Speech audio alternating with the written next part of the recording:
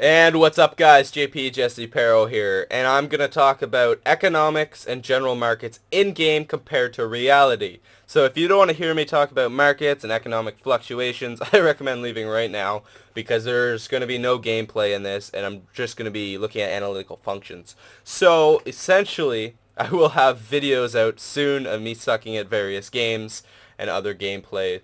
I've just been super busy with school, but I still have time somehow to make this video. I may or may not be procrastinating right now with several projects. So I'm going to talk about, I'm going to use Runescape right now as a comparison to reality because I find Runescape has a very user-friendly device in it, or feature for analyzing markets. So if you go to the community tab, you can access the Grand Exchange. Now, I'm sure you're watching this video and you're like, oh, Grand Exchange, been there, heard of that, done that. I'm not sure when this came out exactly. It was several years ago. I'm sure a majority of you guys watching this video have seen merchanting videos for RuneScape, but the point of this video is to apply the general game economy. This isn't just RuneScape's economy, it applies to all economies of games. Because if you know me by now, I'm not the kind of guy to just sit here and grind and level up to make money. I'm the kind of guy who sits here, analyzes markets, and I do trades, buy low, sell high, if you've ever heard that saying before. I'm currently 18 and I'm almost 19. I've been playing the stock market in reality for, in real life for almost a year now.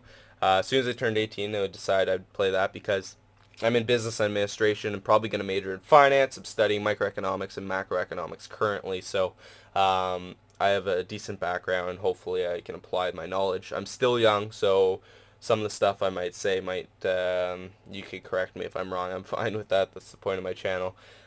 So I played, and right now we're technically in economic downturn or recession, they say, which is a state before depression. Now, 2008, we made a decent recovery from recession. I'm going to talk about the difference between purchasing or playing the stock market and the difference in game. So technically, when you're playing the stock market in reality, you're purchasing into a company. Now, that company you look at and you feel very comfortable about. And what I mean by being comfortable, you can see an increase in revenues and profits for the company and general growth. Now, the company's success will increase the shares. Well, if it's successful, it'll increase the shares, and if it's not, it'll obviously decrease the shares. Now, the shares, when you buy into a company or you buy shares, it'll be at a specific price point, just like this. This is 261, excuse me. 261 for this magic seed or whatever. We're buying a share, let's say Apple, for example, of $20. Now that means you own part of you're a shareholder. It considers you a shareholder, and you own part of the company. Now the various economy, the company's success will create fluctuations of that share. So if you look at Apple shares now, they're almost exceeding $600 because they've become giant innovation. They're leading the technology industry right now. So if you bought in a long time ago, you'd be really successful right now, and you could cash out and sell those shares to other people so they can become shareholders. Now, what I'm going to talk about here is in-game. The difference is that you're dealing with an item. I could say product, but it's more or less an item in a game when you purchase something. And this game is the feature of a market, meaning you can sell stuff without actually trading personally with somebody, and it's a great feature, and most games actually have it. Now here, I don't like the magic seeds. I'm going to switch items 1 second. This is an item I personally used to merchant. Pirate hats, very, very, very easy to merchant. I made like 60 mil in a day. Okay, maybe not a day, maybe like a week on it, but very simple item to merchant. So what we're going to do is I'm going to talk about micro and macro perspectives. Microeconomics deals with supply and demand, and it's more of a small compressed area. When you're dealing with, in real life, you're dealing with households, the exchanging of cash through factories and businesses and services, right? Products and services. And like you hear in games like StarCraft, any management game, micro and macro. Micro is smaller, macro is a larger perspective. So in reality, macroeconomics is more dealing with the economy as a whole, unemployment rates, GDP, which is gross domestic product. I could get into the variables of GDP and calculate it and stuff, but I don't want to get into that. Real GDP, and there's so many other variables. Now, you have to understand the variables in real life and the variables in games are very different, but are relatable. That's what you have to understand. So, I mean, there's obviously, let's say, natural resources in game. You're cutting a bunch of wood in Runescape, and you just get like 20,000 U logs or something. That's going to increase supply and probably lower demand, depending on various the demand variables. And in reality, you could have a forestry company, and it'd be the very same. So here you can see a large decrease. Now, I'm going to talk about. Geez, I'm all over the place. Sorry, guys. You can see the decrease. Now, what's going to happen is, what's going to generate this decrease is you're going to have a surplus. Now, a surplus is when your quantity, and what I mean by quantity, guys, is supply. When your supply exceeds your demand, it's going to generate a surplus. Now, that surplus is going to drive your price points down, and it's going to create a trend of this, a downward sloping trend, until your equilibrium, which is the point that demand and supply are the same,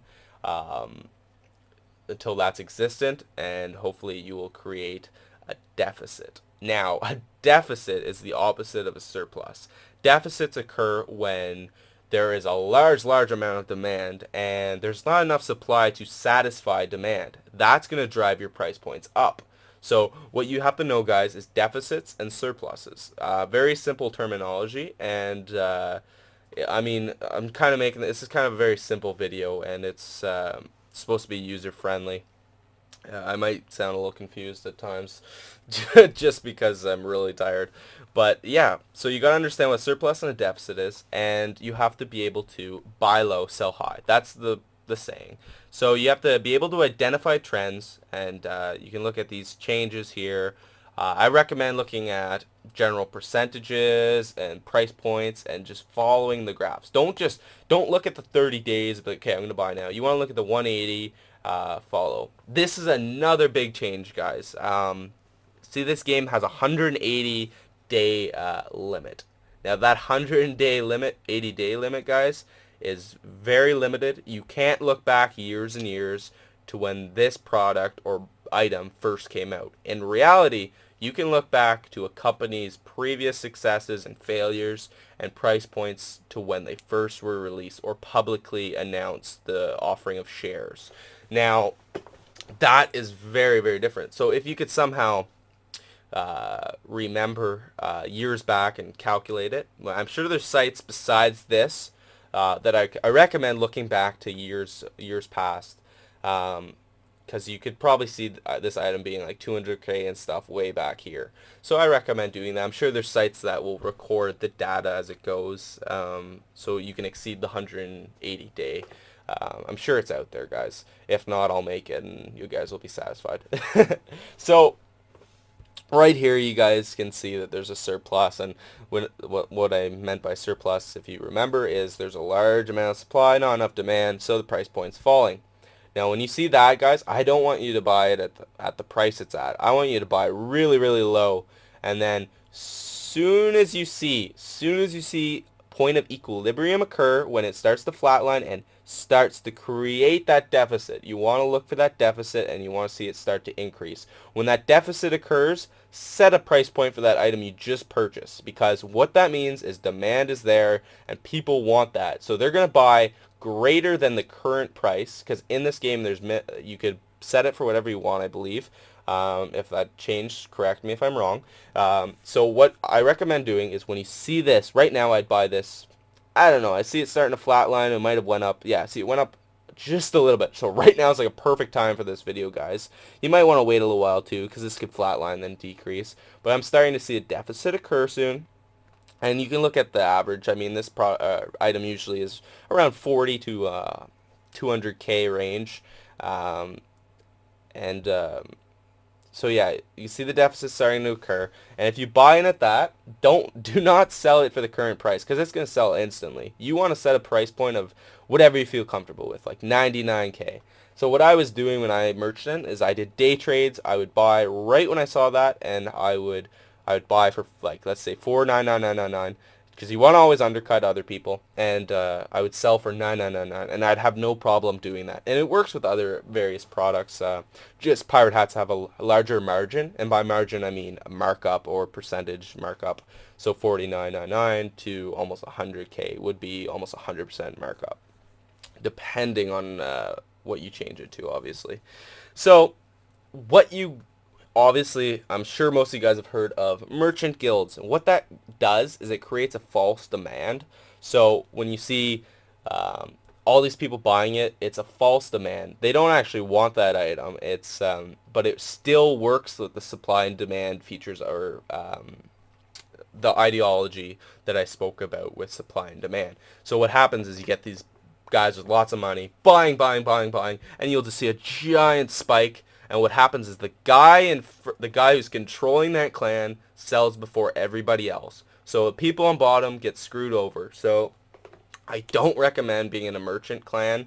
Well, I mean, it's up to you. Sometimes you can turn a profit, but you have to get into it right at the beginning. If you get in late, you're going to get screwed over. Because that guy, once you start, because it'll hit a certain point, right, where that guy's like, okay, I'm gonna sell out now and profit with the 200% portfolio return, and he's gonna be all happy. And as soon as he starts selling, he'll tell the guy next in command, and you'll start to, like, it'll just create a massive surplus because that false demand is it's gonna come back and bite you in the ass, essentially.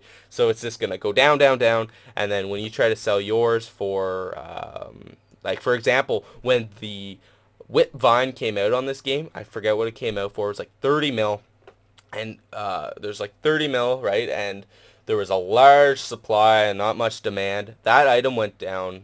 Like, if you tried to buy it for, I forget what it was. Like, I tried buying it for like 10 mil, and I couldn't even buy it, and it was a 30 mil item, because that's the way economics and markets work. In any game, you're going to want to make money using this method. It works for every single game. Look for your surpluses, look for your deficits, and understand points of equilibrium and the general macro and micro perspectives.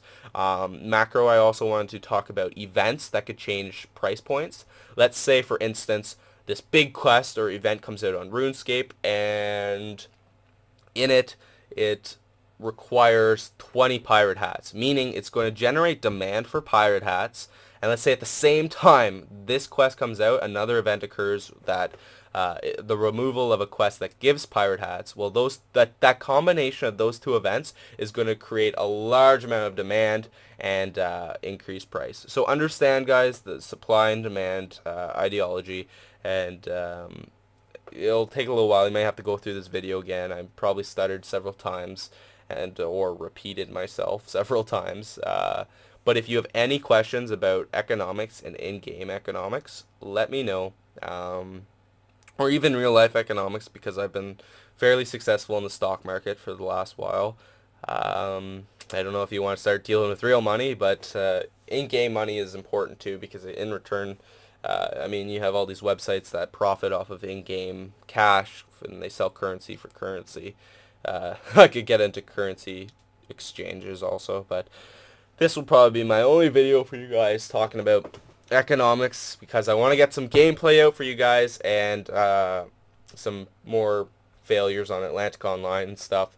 And I've got all kinds of games. I have Skyrim and all kinds of other stuff I'm getting out for you guys. So like it if you like it, dislike if you dislike it. And the point of this video is general economic analysis. And leave a comment if you have a question, and I will answer it. And definitely, guys, correct me if I'm wrong, or if I said something that confused you, because that's the way I want this channel to work. Peace, guys.